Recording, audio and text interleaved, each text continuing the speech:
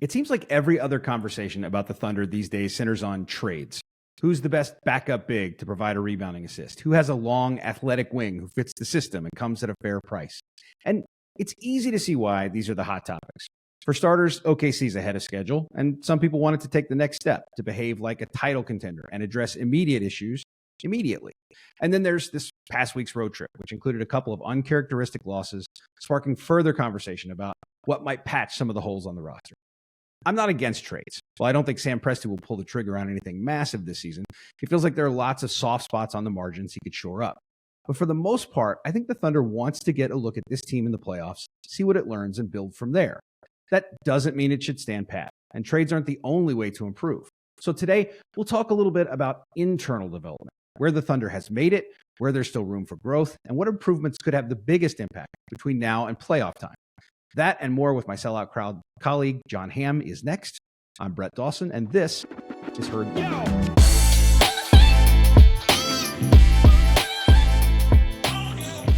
Before we get started, I want to thank the sponsors who support our show: MidFirst Bank, the National Cowboy and Western Heritage Museum, Fire Lake Casino, and your Oklahoma Ford dealers. Drive into your best in Oklahoma Ford dealers today for the best deals on Ford's full lineup of trucks and SUVs. Ford is the best in Oklahoma. And so let's bring in Jon Hamm. Hamm, you're in a basement somewhere. I'm happy that you made some time for this. I'm in an undisclosed location, Brett. That's right. That's right. Secret bunker. Yes. Like in The Last of Us, except not quite like that. So, Hamm, I feel like, first of all, before we get to the nitty gritty of what we're talking about today, that's the first time I've ever used that phrase. I want to talk. You and Jenny Carlson have kind of become the TV experts, the Thunder TV experts. You're not like reviewing, new Disney Plus shows or whatever, but sort of the Thunder TV experts. And you have a podcast about that. I want to plug it a little bit. So for people who want to go and find that episode of The Big Friendly with Jon Hamm, he and Jenny kind of talk about this new Thunder over the air deal, these Friday night specials that are going to be not available to you with the streaming platforms that you've had before, but will be available to you with an antenna. And Jon, you guys covered it really well, so I don't want to spend a ton of time on it. I would suggest that people go and see it or go and listen to it. But I do want to talk a little bit about whether you think this portends something for the future and what that might be for the Thunder. Like, is this the way people are going to be watching their games next year? It's entirely possible. And at least for people in Oklahoma, there may be a streaming option. This has become like the two-tiered approach we've seen with the Utah Jazz and the Phoenix Suns, where they've gone over the air, but they also have a subscription package, which also has some extra perks for fans as well that want to sign up for that. But it sure feels like that we're trending in this direction. So yeah, there's still a lot of volatility out there. You know, again, I've heard Amazon trying to get in, possibly to back Diamond Sports Group, which could bring Valley back as a legitimate platform. But, this sure feels like a trial balloon to see if this is going to be something that can work next season and beyond. Yeah, I think it's really interesting. For me, for somebody who, when I don't travel, it's really important that I watch the Thunder. And even when I moved back here, I wanted to be able to watch every game. So I chose DirecTV Stream so that I could stream the games on Bally. You can't do that with YouTube TV, which was my previous platform. I switched. I know a lot of people did this. It's a little bit of a bummer. I got to say, I do think it's a bummer for people who picked one thing, and now for the remainder of this season, they can't get their Friday night games the way they wanted them. They have to change the format. I don't think that's great. I don't think that's great for those people. I do think the over-the-air antenna situation is the best for the most people. But I also think they've got to find a streaming option in addition, even if they go this way. I talked to friends the past couple of days, I'm sure you have too, who are like, shouts to my friend Ross, who's like, I watch it at my kids' basketball practices. I watch in my office. I watch on my iPad. And like, those people matter too. and not everybody, it's 2024, and not everybody who watches a game sits down in front of their living room TV to watch it, even if they live in the market. So they're probably going to have to address that somehow. Yeah, and that could be part of the national TV contracts that the NBA is talking about, as they're negotiating with Disney and Warner Brothers and potentially Amazon as well. it could very well be that we see that, become an option where you can get league pass, if you will, without any restrictions. If if the games are broadcast over the air, then people locally are going to watch that. But for the fans that are out of state, they can still subscribe to League Pass, and it might be roughly the same cost as a Bally Sports Plus, and get the games that way. So, there's a whole lot of like rumor and speculation, some of it informed and some not. That I keep track of through places like Sports Business Journal, trying to figure out what are the next steps here. And I mean, there's certainly a path there. They might just have to like let go of things like blackout areas and problems like that, which restrict some fans from being able to see their favorite team. Right, which is what Apple did with the MLS thing that they put together. So you can buy an MLS kind of package from Apple, and you can see anything wherever you are. So if you live in Miami, you can watch Miami. Yeah. So hopefully, fingers crossed that is part of this plan. Yeah, it's so funny, the blackouts. I've talked about it before on various podcasts that when I lived in Louisville, I couldn't get the Pacers, which okay, the Cavs, which is getting a little ridiculous, and the Grizzlies, which is completely absurd. And I know there's lots of places like that. If you ever listen to Brian Windhorst's podcast, he talks about living in like a black hole in Omaha where there's like so many teams that you can't watch. And so that is something I think they've got to address, and hopefully are going to address as they get a new deal. So we'll see what happens. Ham, what I wanted to talk about today, we spent so much time, and believe me, we're going to talk about some things that we've talked a lot about already, like rebounding is going to come up here in a minute. But like so much narrative around the Thunder lately has been trade focused. It's been who can they get that makes them a little better along the margins? Who makes them a little better rebounding team? Who makes them a little better defensive team? Who's a bigger wing they could get?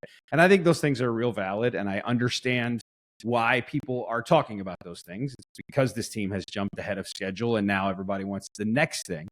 But I think there's the best way for them to improve, or the most likely way for them to improve, is that they get better themselves on the margins. The players that they currently have still develop during the season. And I want to talk a little bit today about where we see some of those things. Where are some things that this current group of players in similar rotation minutes with similar or the exact same guys can still get better? And I think we talk so much about this as a developmental franchise, right? That doesn't start, that it's not like that happens only in July. It has to continue to happen right now, right? I mean, the rebounding is, as you mentioned, that's a hot topic, a sore subject among some people. But there has been some improvement on that throughout the season. Some of that is, I think, just, schematically, maybe we need to crash the boards a little bit more rather than leaking out so much. Maybe we need to have a little bit more of a focus on, going and getting the ball after they box out, because like the box out numbers have always been great for OKC. It's just securing the ball and ending the possession. And it's really on the defensive end. Their offensive rebounding numbers are not going to be good, but they shoot the ball really well. So there's not that many rebounds to chase on that end. But it's ending those possessions. Obviously, that is the main thing that's, people are trying to fix that. And, there may be still some levers to pull within to make that better. Yeah, so there's a couple of things with the rebounding. One, I think, what's funny is we fixated so much on what a bad defensive rebounding team they are. We've really missed that they're a terrible offensive rebounding team as well. Like they're really bad at it. And Mark Daigneault made that point at some point in the season that like, hey, we're losing sight of the fact that we also don't offensive rebound. They do need to get better at that. To your point, there's one thing I would point out. In the last 10 games, I was looking at some stats, and I know you do this on kind of the round numbers every 10 games when we get there. But just over their last 10 games, because 10 is just a cool number to look at and see. Josh Giddey's gone from 13.8% of available defensive rebounds, so his defensive rebounding percentage when he's on the floor, from 13.8 to 16.7. Shea's gone up to 18.2, I think, or 17.1 from 13.6. Those guys are rebounding better. Chet has fallen off a little, which has led them to kind of be in the same place. But I think Chet's will be fine. I think Chet will rebound the ball. He's not going to be a huge rebounding guy because of the way he plays defense. He's all over the floor. He's contesting. He comes over and help. That's going to leave some rebounds for other people to get. I do think we're seeing some signs of the guards getting a little bit better, and I do think that's crucial for them. It is. And, again, I know that there is some thought, you listen to the same podcast that I do. Pat Riley will say rebounds, or no rebounds, no rings, or rebounds equals rings, one of the two. And again, I'm not saying that, rebounding is, not important. But once upon a time when the Warriors came out and were shooting 3-pointers on fast breaks, people were like, whoa, what is this? I think that there is a desire to try something different, with the personnel they're putting out there that are intentionally undersized, and they'll see later if that's a problem. But in the meantime, it's little things like that you mentioned. There is some ability from within to make this better, to make it less of a problem, and I think riding that for a while longer is worthwhile. Yeah, J-Dub has not been a great rebounder. I mean, I think that's one of the things. He and Lou Dort both are going to be kind of low, and I don't know how much there's a great capacity for that to change. Some of that is just stylistic. With J-Dub, I think some of that is that he leaks out. But those guys are just sort of the places they're defending.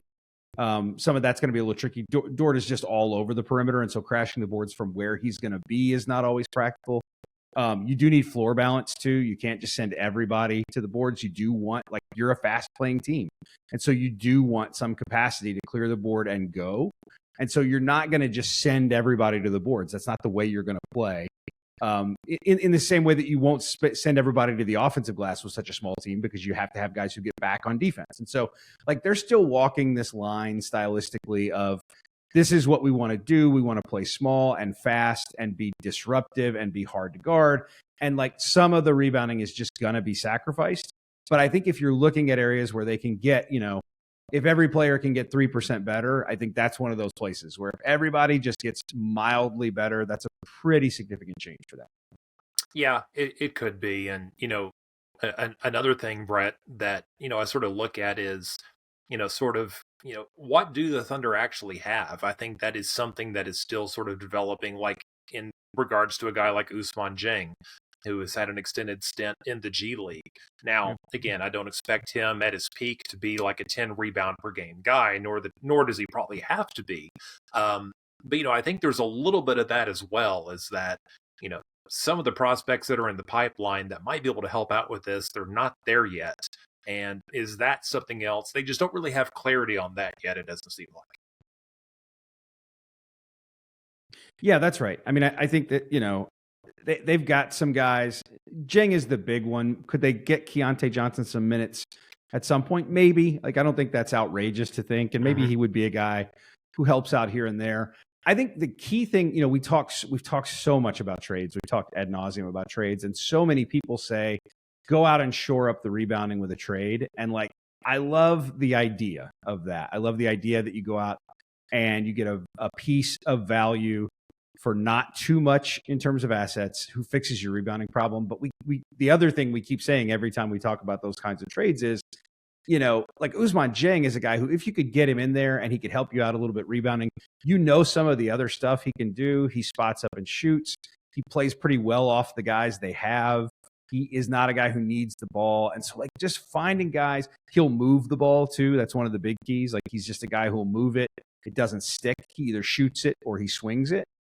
Often he shoots it, but like, he'll swing it. And like, I just think they just can't go out and find a rebounder and say, like, well, this guy will come in 36 minutes, or less than that, because they don't have that many minutes to give away. In 22 to 24 minutes, he'll get 6 or 7 rebounds and fix the whole problem.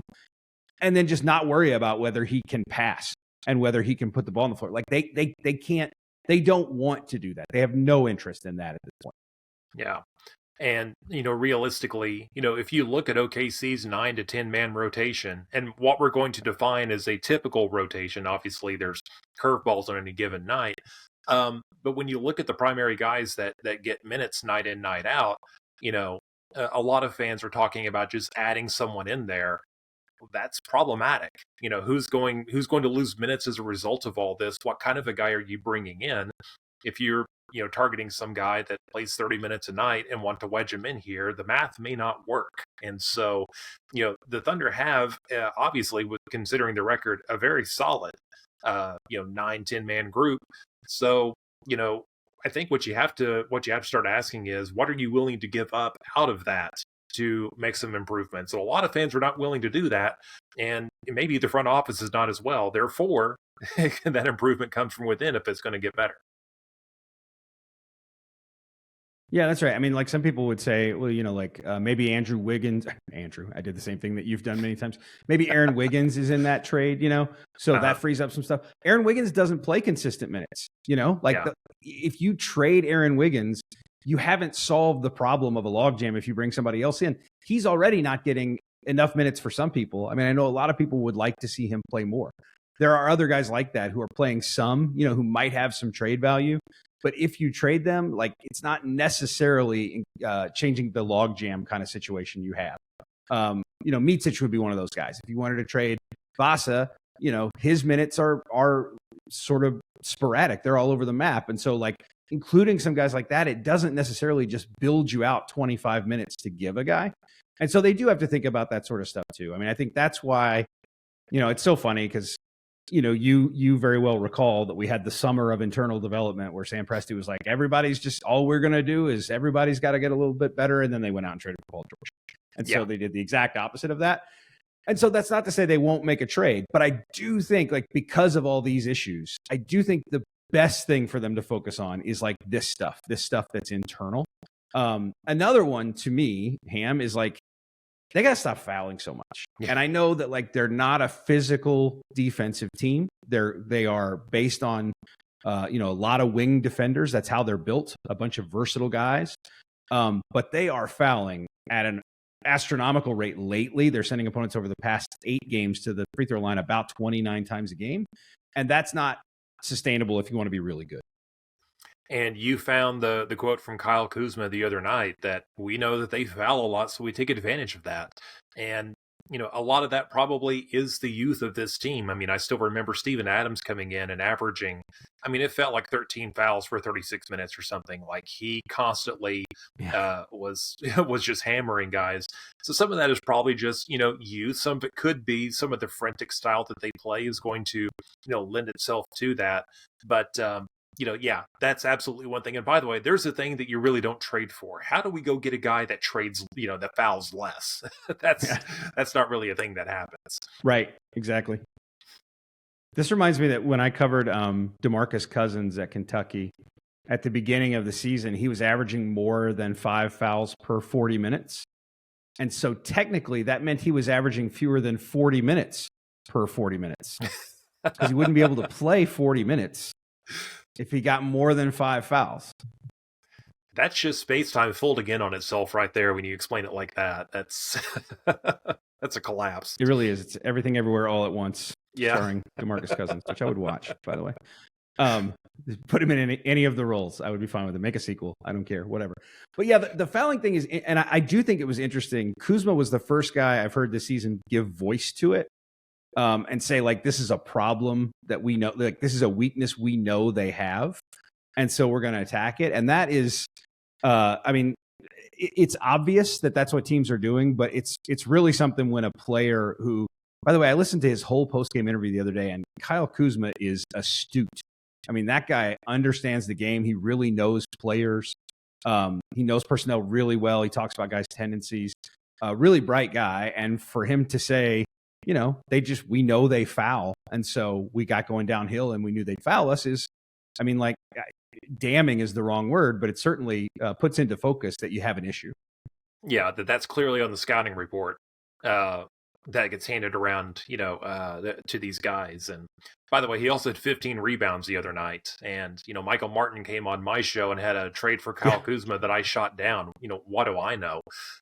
Clearly he's a student of the game and can rebound very well. But yeah, again, I think a lot of this is going to, a lot of this is their youth, and we hear coaches talk about it a lot. I don't know, how you go about other than just sort of reinforcing, maybe being a little more cognizant of when you go to contest stuff, things like that. being less willing to put a guy on the line. But yeah, I mean, this is definitely a problem that probably, like fixing the rebounding might be a little bit easier, because this one they may just have to age out of. Yeah, I think there's something to that. And I mean, again, this goes back to something Sam Presti said at the beginning of the season, which was like, if he could make a trade that made Shea a couple of years older or whatever, or Chet or whatever, you can't trade guys into being 24 as opposed to 22. And they are going to have to, some of that is just going to come with time. Now, I think there's some things they can do. I do think they get a little over eager around the rim a little bit. They are a smaller team. Chet is really the only guy who's playing consistently, who's a rim protector. And so I think sometimes there's a little bit of, anxiousness there. Sometimes Chet doesn't need the help that they're getting, that they're committing fouls on. I think you just leave him be sometimes on an island, trust him not to foul. He's pretty good at it. I think there's been some flukiness, as there's always going to be with a stat like this. Like, it's hard to, fouls is like a hard thing to say, like, here's the problem when you foul. There's going to be some things where it's like, oh, you go on a run where you foul 3-point shooters 2 or 3 games in a row, and that contributes. That's currently happening. I think they've done it a couple of games in a row, I believe. So it's little things like that, but I do think there's also just some learning the nuance of playing NBA defense, that some of these guys like Shea pretty much has it down, and Lou Dort pretty much has it down at this point. But some of these other younger guys, it's learning how to show your hands on certain guys, to, back off and use your chest and keep your hands away from the body. Things like that I do think you just sort of learn, that I don't think these guys have learned. Yeah, exactly. And, sure, you could bring in a couple of veterans or whatever and play some minutes. But, again, if you take minutes away from, some of your younger guys, those are the best players on the team. You understand the conundrum a little bit. So there may be ways to make it a little bit better. But, again, you want your younger guys to figure this stuff out. Yeah, for sure. I think another thing I was looking at, in terms of like, where can they get a little better just with the team they have. I think one that I'm very confident they will get better, and this one's very timely, and so like we're recording this as they play a game. It could change tonight, but they are in a little slump at the free throw line, which is weird and interesting for a team that went into last week as the number one free throw shooting team in the league. One thing is like your high volume free throw guy is Shea, and he is in a little bit of a slump. And so basically that puts you in a slump. That's sort of the way the numbers work, that when the guy who shoots the most of them suddenly is missing some. But it's been a little bit of an epidemic. Like they've had a couple of other guys. Chet's had a couple 1-for-2s. J-Dub had an 0-for-2 trip, I think, at one point in this recent spell. That's a little thing where you wonder if maybe there might be a little bit of fatigue starting to set in for a team that started so well, but is so young. They've just got a lot of guys who haven't been here before. Yeah, and how many technical free throws have been missed just, randomly? It's, again, those are just one-off points here and there, but it's just another sign that, maybe this is just sort of a shooting slump only from the free throw line, and maybe it corrects itself. But yeah, it is something that, when you layer in over the past week or two, granted, coming off of those wins against Denver and Minnesota and Boston, were pretty much the high point of the season. It's been drugged down a little bit, but it's something that is worth sort of reinforcing come playoff time. Like, these points become very valuable as the game gets tighter. For sure. And I think the other thing to me, and this goes hand in hand with the free throw shooting, and I don't have the data on this, but I'm pretty sure the Thunder's never made a technical free throw ever in the history of the franchise. So I'm not exactly sure on that. Don't check my numbers on that, but I'm pretty sure that's right. But I do think there's also, and a lot of this, again, it goes back to inexperience. They were clearly a tired team against Atlanta, and that's fine. Like, you're a tired team against Atlanta when you beat Boston the night before in a game where, Boston obviously makes the big comeback. You got to expend some energy to just kind of hold them off. You've expended a lot of energy just to build a big lead on a team that good. Then you have a flight delay and you don't get in until 5 a.m. or whatever, and you're flat against Atlanta. But to me, they still look tired against Brooklyn, and that's okay too. Like, it happens. This is what the season is.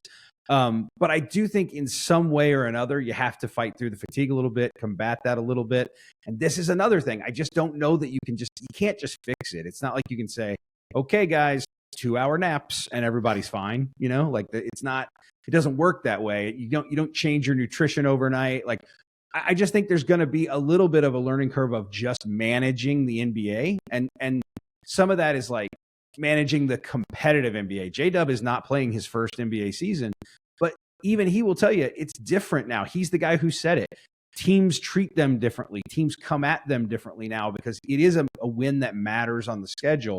Whereas last year it was a game that you rested your starters sometimes, and certainly that was the case 2 years ago. But even early last season, especially, this just wasn't a team that people took as seriously. And so I think there is some management of like the grind of playing all the time in pretty highly competitive games. And that will take some time. Yeah, absolutely. And they've got, I believe, 2 stretches of 5 games and 7 nights this month, starting against Miami, where they play Miami and then back home for Portland, play Orlando Saturday, and then go to LA for 2 games. And then they've got another 5 and 7 coming up later this month. And, factor in all of the travel, all of the time zone changes, just there's a lot that goes on there that a lot of fans don't think about. They just want players to show up and be their best. But yeah, a lot of this is they can take all of the, recommended or necessary steps, to prepare themselves for the game. And they're just not quite ready for it until they're actually thrown in there. So being Chet's first season against, live NBA competition has been a learning curve. Clearly he didn't have it against Atlanta the other night and, didn't play down the stretch in that one. And that's going to be on Mark Daigneault to kind of like juggle as well throughout the season. Not necessarily like, how do I ration minutes to keep guys fresh or anything, but it's just recognizing like this guy just doesn't have it tonight and having to, pivot and go in a different direction. Yeah, and I think we've seen that with almost every player. Not so much Shea, but like we've seen, in Houston, he just took Chet Holmgren out and it didn't go back to him. Basically, they played a little better with the guys on the floor. They didn't play well at any point. And then by the time he was going to kind of put Chet back in, the game felt a little out of hand. So he just stayed away. There was another game recently where they just didn't go back to Chet. They just didn't close with him. It was like, I don't remember if that was one of the games they lost. I don't remember. There was a game, though, where he got, it came up again, like the usage of Chet late in the game. And sometimes guys aren't going to have it. He clearly didn't in Atlanta. Atlanta was an interesting game. I think the first game, I know. The first game this year where Chet didn't have a block and Shea didn't have a steal in the same game, which is kind of a weird quirk of their defensive statistics. But I do think like, J-Dub was better last year. Like a lot of people talk about hitting the wall. J-Dub was better in the second half of the year than he was in the first half. And some of that was just kind of learning the league and all that. I do think the circumstances are different for this team, just given the way teams approach them. But I do think Chet will have to fight through some of that stuff too and find, find ways to just get better conditioned as he plays, which does happen for some rookies. But also just like, he mentioned the other night talking about he went through a shooting slump and he started to get on himself about like, I need to make all these open jump shots. I got to make all these open threes. And he had to come to the realization of like, hey, it's a long season. So you're going to have games where you don't make shots and you just got to deal with it and come back. You can't be a perfectionist at this level anymore. And he's been kind of a perfectionist, he said, in his basketball career. All these things are adjustments. And this is another way I think they'll just get better internally. Not all that will happen this season, but it is a way that they'll continue to get better, is like they'll just learn the NBA more. They will. And they're young. And I mean, this team does play hard. They really do. Now that they've had a couple of nights where you mentioned the dead legs, and you get it. But I mean, prior to that, there were very few games this season where you felt like they just didn't have it or they looked gassed. I mean, this team plays very hard. And I think sort of learning how to pace yourself is another valuable skill that these guys pick up along the way. Yeah, I think that's true. I will say for a young team, they've taken some losses that you just sort of take. One of the things they've done is avoid those up until this most recent stretch. Like they did a great job. We've talked about the Portland game, which was really one of the ultimate examples of doing a thing a young team typically wouldn't do. Like that's a game you just kind of, even if you don't lose because Portland was shorthanded and is bad, like often it's a game you'd be very competitive in because you're coming off that Golden State game the night before, then you travel. The other teams at home, you just kind of think that's going to go the other way, and they just ran Portland off the floor. Atlanta, I will say to their credit, is a game where like that's a game where you could see them losing. Atlanta was favored. People know how the NBA works, like they've reached a point where I kind of expect them to win that game. But like the one thing they did do is they got back in that game, which is not something I expected. I kind of thought they would roll over after a certain point. They did the same thing in Brooklyn. So those, I think, are encouraging signs for them, even if they were kind of bad games. Yeah, no, I think that is absolutely true. Other teams, they get down by that much. They just sort of pack it in and just, they don't have the will or really the ability to crawl back into those. So, they have made a couple of valiant comebacks. They've even staved off big comebacks this season as well. So they've shown a lot of resiliency, and that's something they're definitely going to need to get through the rest of the way here. Yeah, I think in terms of how they get better, I still think there are some things around Chet that can get better defensively. It's not to say he can't. They've been a really good defensive team, but I think they're going to need a little bit more cushion just to kind of they're going to have some more off nights. I think some of the shooting will come down to earth a little. Now, some of it already is. Case and Wallace, Chet went through a stretch where he couldn't make anything. Kaysen has been going through a stretch lately where jump shots have been hard to come by. I don't know that Lou Dort's going to stay at 40%, although we're deep into a season where he is doing it. Mm-hmm. But I think to cushion for some of that stuff, I just think there's some little marginal things. We already talked about the fouling. I just think they can be a little bit more consistent on the ball and a little bit tighter in some of their rotation stuff. They're giving up some open threes that I know they're making a choice on some of them, but they're leaving some they don't want to leave. I think there's some tightening up they can still do with that in. Sure. Yeah. And I mean, all these things that we're talking about, at least, these are not like, drastic deal breakers for the team or anything. I mean, there are teams in a lot worse shape. So if you're a Thunder fan and you're, frustrated about a few of these little things, and, sure, there are things that could come up and bite you at an inopportune time, but there's a whole lot of things this team does really well, and you just have to ultimately, in the end, you have to hope that they can do enough of those things well enough to compensate for some of these other issues.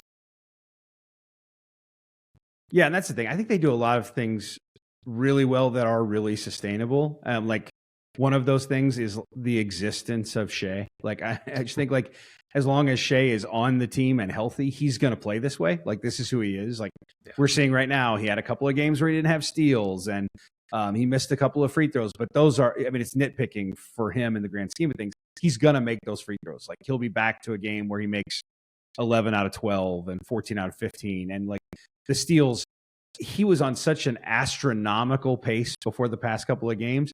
The steals may not get back to where they were, but that's who he is now as a defender. He's a guy who's going to get steals. He gets them in a lot of different ways. He gets them without gambling.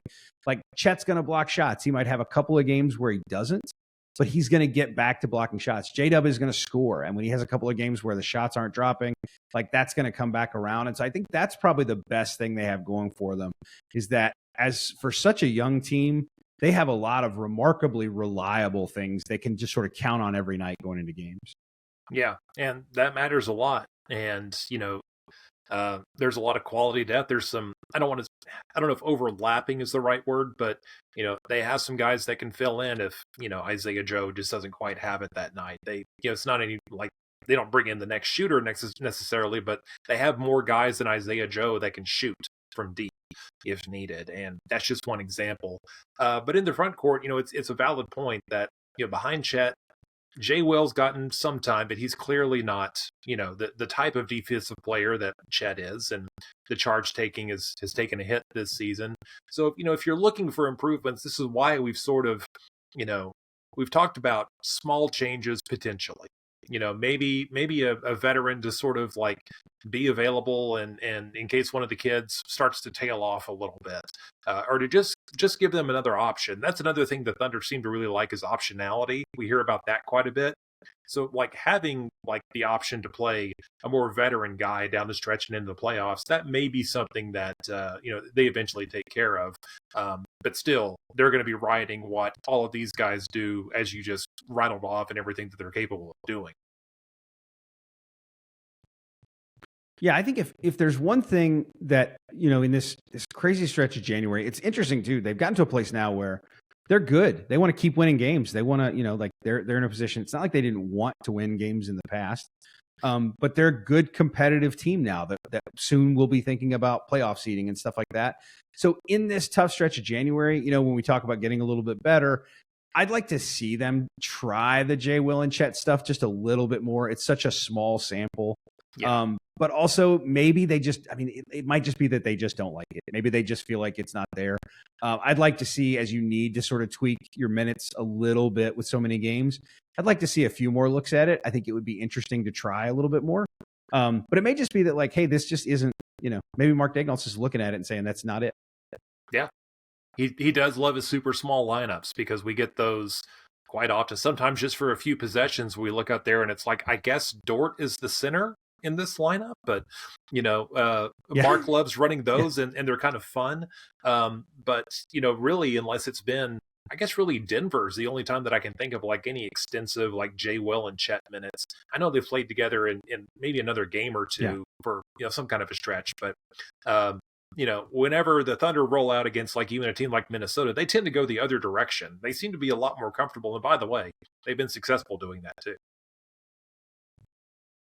Yeah, my thing is like I think I just sort of like Jay Will a little more than what he's been for them statistically this year, and so like I'd like to see them find some ways to get him on the floor a little bit more, and I don't want Chet on the floor a little bit less. So maybe it's something you take more of a look at, but I'm not sure I love the lineup. I get why they're not doing it.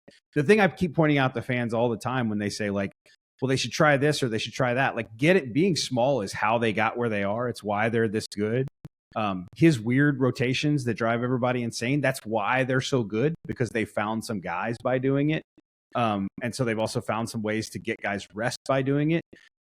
It's hard to knock what they've done to this point. And so like, I don't think when we talk about them getting a little bit better without a trade, I just think it's gradual stuff. A lot of it that's going to happen with time in the NBA. Like, they haven't done anything that makes me think, well, they really got to shake it up. Yeah. No, you're exactly right. It's different than, back in the first Thunder run, whenever they clearly needed a defensive-minded big man to go up against Memphis and San Antonio and Los Angeles, potentially Portland, and the West was stacked in that regard. In the Eastern Conference, not so much.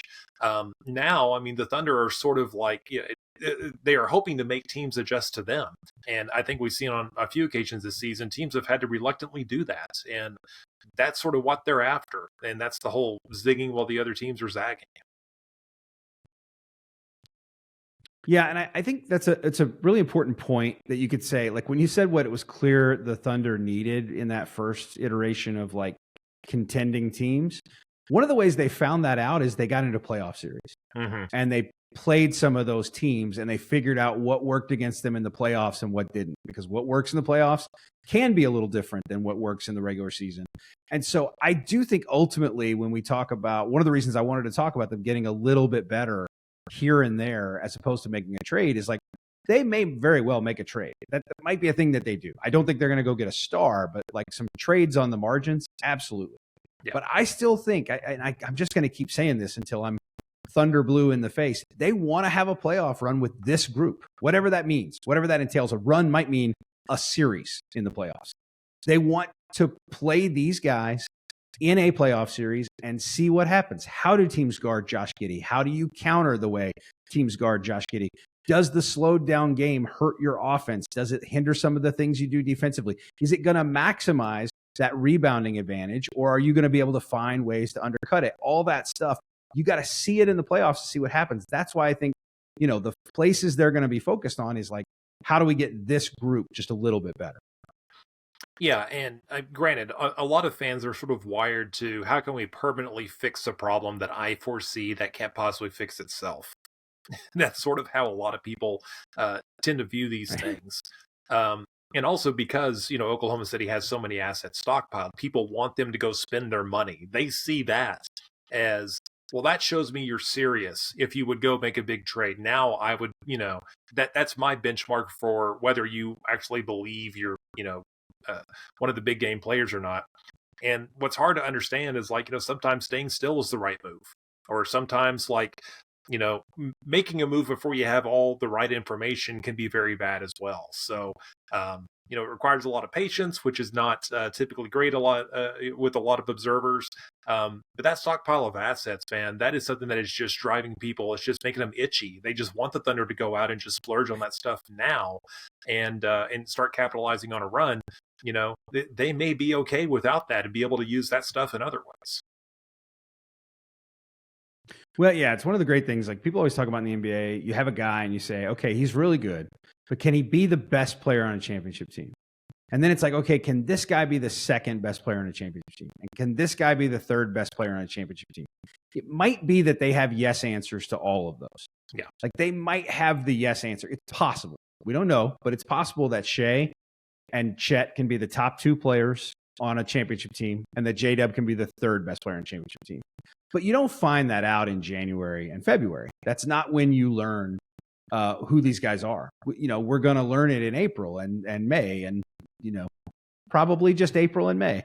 But like down the road that you find that stuff out later. You find that stuff out in the summer. And so I'm fascinated by what they have. I know they are pretty excited by what they have. And I think while I totally understand the need to say, like, let's go get some more pieces, I still think the core thing this season is just figure out what this group is. And that includes figuring out what they are in the playoffs. Absolutely. And, I've mentioned this before as well, but, this team is really going to hit its peak whenever Chet takes that next step. He's been excellent. He's, he's in the top 2 for Rookie of the Year this year. He's being talked about as a Defensive Player of the Year candidate. I'm just telling you, like, this is a guy that in a year or two, we may be talking definitively about him as a Defensive Player of the Year. We're going to be talking about him definitively as an NBA All-Star. And it's like you said, that's something that can't be rushed. So go make whatever trade you want to right now. That's not going to bring Chet up to the level that is going to have this team hit its peak. It's it's not a satisfying answer for a lot of people, but with the team in this situation, I think it's the path that makes a lot of sense. Yeah, look, I had somebody who knows the league really well ask me the other day, are we sure he's going to be the second best player on that team long term? Like, yeah. Are we sure he won't be the best player on that team long term? And all I can say is, like, if he gets to number 1, they've got a hell of a thing on their hands because number 1 is really good. I mean, like their best player is a hell of a player, as Dennis Schroeder would say. And like that if they top that one, if they knock that guy down, if they knock number 2 in your program down to number 2 in their pecking order, that's a heck of a thing. I'm not sure I'm willing to suggest that Chet can get there, but like the ceiling on Chet is crazy high. And so, yeah, I agree with the idea of, that this just, it is unfortunate for some impatient people that this is just going to take a little time. They just need a little time to figure it out. They're really good, and just like really enjoy it while you can. And that's the other thing I would say is, like, don't focus too much on, like, think about ways they can get better at being guarded the way they've been guarded when centers are on Josh Giddey, and think about the strides J-Dub has made as a playmaker, and think how much more he still may be able to do in that area. Like, I would just focus all my attention, if I was rooting for this team, like, steer it away from Brooklyn or whoever, like wherever you find trade targets that you're intrigued by, like, shift your focus back to Oklahoma City. Just think more about what these guys can still be. Because I think it's hard to remember as they're playing the way they're playing that there's so much out in front of them. There's so much more out in front of them than there is behind. These guys have so much room to grow as players. Like, we can't even name all the things they can get better at internally because we don't know what these guys are capable of yet. Yeah, absolutely. And again, trades are fun. I'm someone that has found a niche in, telling you how trades work and how they're legal and not legal. And, that's part of it there. And, it's really exciting to want to get, okay, chapter 2 was great. Let me skip to chapter 12. You're going to miss a whole lot there in the middle, and you might even ruin the experience if you do that. So, like, I still say, if you're excited about this team and what they've built so far, put some trust in the people that got them to this point. Because if they got them this far, they probably have a pretty good idea, pretty good feel on what to do next if they need to do anything. 100%. Ham, thank you for being here. Everybody listening, make sure you go and listen and subscribe to The Big Friendly with Jon Hamm. Make sure you check out this most recent episode with Jenny Carlson. We'll tell you a lot about this new television situation with the Thunder. Where that might lead, we'll find out. But for now, for how to find the Thunder on Friday nights and what that means, you can find it all there. Make sure you subscribe to this show here on YouTube or Apple Podcasts or Spotify, wherever you get your podcasts. If you like what you heard, leave us a review. We'd really appreciate that. And check out all the stuff that we're writing over at selloutcrowd.com. We'll see you guys next week.